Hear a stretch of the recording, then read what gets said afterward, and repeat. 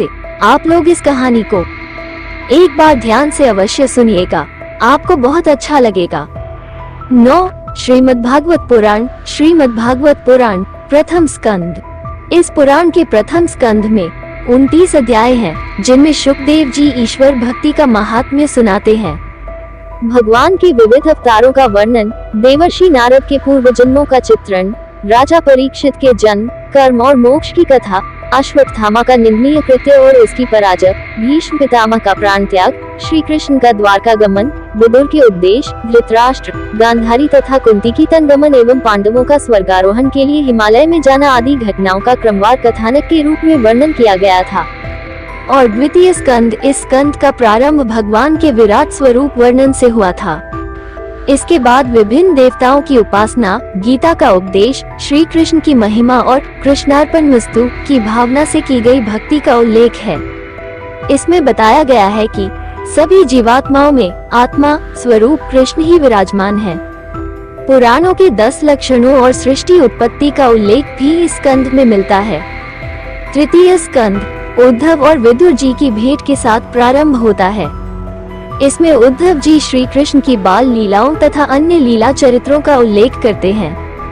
इसके अलावा विदुर और मैत्रेय ऋषि की भेंट, सृष्टि क्रम का उल्लेख, ब्रह्मा की उत्पत्ति, काल विभाजन का वर्णन, सृष्टि विस्तार का वर्णन, वराह अवतार की कथा, दिति के आग्रह पर ऋषि कश्यप द्वारा असमय दिति से सहवास एवं 2 अमंगलकारी राक्षस पुत्रों के जन्म का शाप देना, जय विजय का सनय को मार्ग द्वारा शापित होकर विष्णु लोक से गिरना और दिति के गर्भ से हिरण्याक्ष एवं हिरण्यकशिपु के रूप में जन्म लेना, प्रहलाद की भक्ति, वराह अवतार द्वारा हिरण्याक्ष और नरसिंह अवतार द्वारा हिरण्यकशिपु का वध, कर्दम देवहूति का विवाह, सांख्य शास्त्र का उपदेश तथा कपिल मुनि के रूप में भगवान का अवतार आदि का वर्णन इस स्कंद में किया गया था।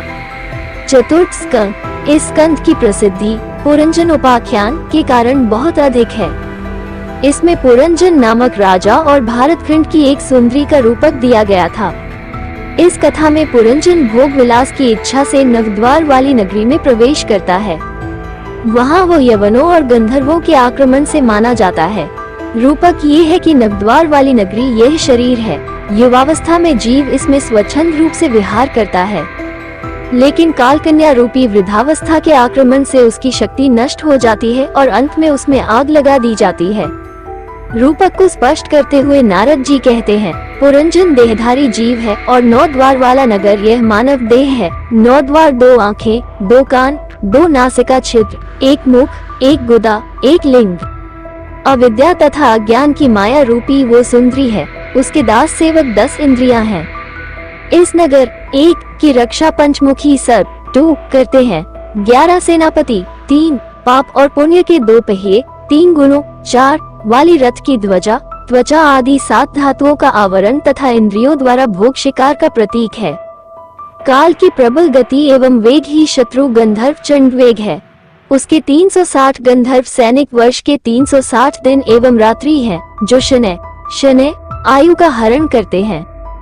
5 प्राण वाला मनुष्य रात दिन उनसे युद्ध करता रहता है और हारता रहता है। काल भयग्रस्त जीव को ज्वर अथवा व्याधि से नष्ट कर देता है। और इस रूपक का भाव यही है कि मनुष्य अपनी इंद्रियों के उपभोग से निरंतर भोग विलास में पड़कर अपने शरीर का क्षय करता रहता है।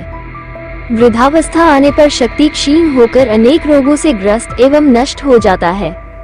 परिजन उसके पार्थिव शरीर को आग की भेंट चढ़ा देते हैं। पंचम स्कंद में प्रियव्रत, अग्निद्र, राजा नाभि, ऋषभदेव तथा भरत आदि राजाओं के चरित्रों का वर्णन है। ये भरत जड़ भरत है, शकुंतला पुत्र नहीं। भरत का मृग मोह में मृग योनि में जन्म, फिर गंडक नदी के प्रताप से ब्राह्मण कुल में जन्म तथा सिंधु सौवीर नरेश से आध्यात्मिक संवाद आदि का उल्लेख है। इसके पश्चात पुरंजनोपाख्यान की भांति रूपक द्वारा प्राणियों के संसार रूपी मार्ग का सुंदर वर्णन किया गया है। इसके बाद भरत वंश तथा भुवन कोश का वर्णन है। तदुपरांत गंगावतरण की कथा, भारत का भौगोलिक वर्णन तथा भगवान विष्णु का स्मरण शिशुमार नामक ज्योतिष चक्र द्वारा करने की विधि बताई गई है। अंत में विभिन्न प्रकार के रौरव नरकों का वर्णन यहाँ किया गया है। षष्ठ स्कंद में नारायण कवच और पुंसवन व्रत विधि का वर्णन जनोपयोगी दृष्टि से किया गया है। पुंसवन व्रत करने से पुत्र की प्राप्ति होती है। व्याधियों, रोगों तथा ग्रहों के दुष्प्रभावों से मनुष्य की रक्षा होती है। एकादशी एवं द्वादशी के दिन इसे अवश्य करना चाहिए। इस स्कंद का प्रारंभ कान्यकुब्ज के निवासी अजामिल उजामिल उपाख्यान से होता है। अपनी मृत्यु के समय अजामिल अपने पुत्र नारायण को पुकारता है। उसकी पुकार पर भगवान विष्णु के दूत आते हैं और उसे परमलोक ले जाते हैं। भागवत धर्म की महिमा बताते हुए विष्णु दूत कहते हैं कि चोर, शराबी, मित्रद्रोही, ब्रह्मघाती, गुरु पत्नीगामी और चाहे कितना भी बड़ा पापी क्यों न हो, यदि वो भगवान विष्णु के नाम का स्मरण करता है तो उसके कोटि कोटि जन्मों के पाप नष्ट हो जाते हैं। किंतु इस कथन में अतिशयोक्ति दिखाई देती है, पर स्त्रीगामी और गुरु की पत्नी के साथ समागम करने वाला कभी सुखी नहीं हो सकता। ये तो जघन्य पाप है। ऐसा व्यक्ति रौरव नरक में ही गिरता है। इसी स्कंद में दक्ष प्रजापति के वंश का भी वर्णन प्राप्त होता है। नारायण कवच के प्रयोग से इंद्र को शत्रु पर भारी विजय प्राप्त होती है। इस कवच का प्रभाव मृत्यु के पश्चात भी रहता है। इसमें वत्रासुर राक्षस द्वारा देवताओं की पराजस, दधीचि ऋषि की अस्थियों से वज्र निर्माण तथा वत्रासुर के वध की कथा भी दी गई है। सप्तम स्कंद में भक्तराज प्रहलाद और हिरण्यकशिपु की कथा विस्तार पूर्वक है। इसके अतिरिक्त मानव धर्म, वर्ण धर्म और स्त्री धर्म का विस्तृत विवेचन है। भक्त प्रहलाद के कथानक के माध्यम से धर्म, त्याग, भक्ति तथा निस्पृहता आदि की चर्चा की गई है।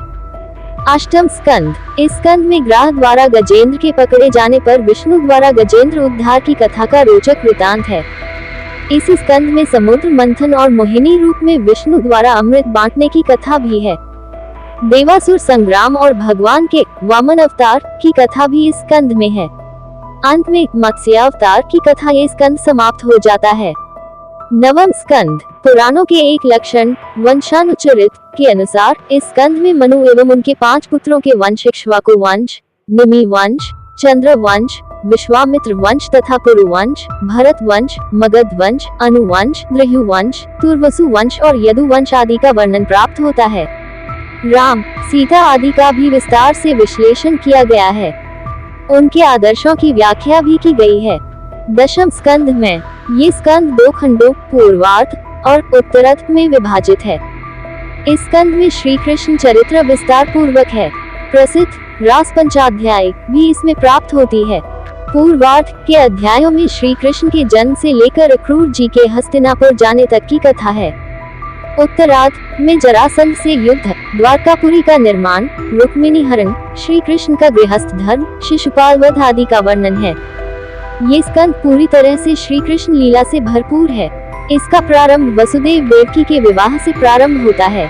भविष्यवाणी, कंस द्वारा देवकी के बालकों की हत्या, कृष्ण का जन्म, कृष्ण की बाल लीलाएं, गोपालन, कंस वध, अक्रूर जी की हस्तिनापुर यात्रा, जरासंध से युद्ध, द्वारका पलायन, द्वारका नगरी का निर्माण, रुक्मिणी से विवाह, प्रद्युम्न का जन्म, शंबासुर वध, स्यमंतक मणि की कथा, जम्बवती और सत्यभामा से कृष्ण का विवाह, उषा अनिरुद्ध का प्रेम प्रसंग, बानासुर के साथ युद्ध तथा राजा नृक की कथा आदि के प्रसंग आते हैं। इसी स्कंद में कृष्ण सुदामा की मैत्री की कथा भी दी गई है। एकादश स्कंद। एकादश स्कंद में राजा जनक और 9 योगियों के संवाद द्वारा भगवान के भक्तों के लक्षण गिनाए गए हैं। ब्रह्मवेत्ता दत्तात्रेय महाराज यदु को उपदेश देते हुए कहते हैं कि पृथ्वी से धैर्य, वायु से संतोष और निर्लिप्तता, आकाश से अप्रच्छिन्नता, जल से शुद्धता, अग्नि से निर्लिप्तता एवं माया, चंद्रमा से क्षण भंगुरता, सूर्य से ज्ञान ग्राहकता तथा त्याग की शिक्षा ग्रहण करनी चाहिए। आगे उद्धव को शिक्षा देते हुए 18 प्रकार की सिद्धियों का वर्णन किया गया है। इसके बाद ईश्वर की विभूतियों का उल्लेख करते हुए वर्णाश्रम धर्म, ज्ञान योग, कर्मयोग और भक्ति योग का वर्णन है। द्वादश स्कंद। इस स्कंद में राजा परीक्षित के बाद के राजवंशों का वर्णन भविष्यकाल में किया गया है। इसका सार यह है कि 138 वर्ष तक राजा प्रद्योतन, फिर शिशुनाग वंश के 10 राजा, मौर्य वंश के 10 राजा 136 वर्ष तक, शुंग वंश के 10 राजा 112 वर्ष तक, कण्व वंश के 4 राजा 345 वर्ष तक, फिर आंध्र वंश के 30 राजा 456 वर्ष तक राज्य करेंगे। इसके बाद आमीर, गर्दभी, कट, यवन, तुर, गुरुंड और मौन राजाओं का राज्य होगा। मौन राजा 300 वर्ष तक और शेष राजा 1099 वर्ष तक राज्य करेंगे। इसके बाद वालिक वंश और शूद्रों तथा मलेच्छों का राज्य हो जाएगा। धार्मिक और आध्यात्मिक कृति के अलावा शुद्ध साहित्यिक एवं ऐतिहासिक कृति के रूप में भी ये पुराण अत्यंत महत्वपूर्ण है। भागवत पुराण में वर्णन है कि जीव को संसार का आकर्षण खींचता है, उसे उस आकर्षण से हटाकर अपनी ओर आकर्षित करने के लिए जो तत्व साकार रूप में प्रकट हुआ, उस तत्व का नाम श्री कृष्ण है, जिन्होंने अत्यंत गूढ़ और सूक्ष्म तत्व अपनी अटखेलियों, अपने प्रेम और उत्साह से आकर्षित कर लिया। ऐसे तत्व ज्ञान के प्रचारक, समता के प्रतीक भगवान श्री कृष्ण के संदेश, उनकी लीला और उनके अवतार लेने का समय सब कुछ अलौकिक है। तो मेरे प्यारे दोस्तों, आप लोगों को ये कहानी कैसी लगी है?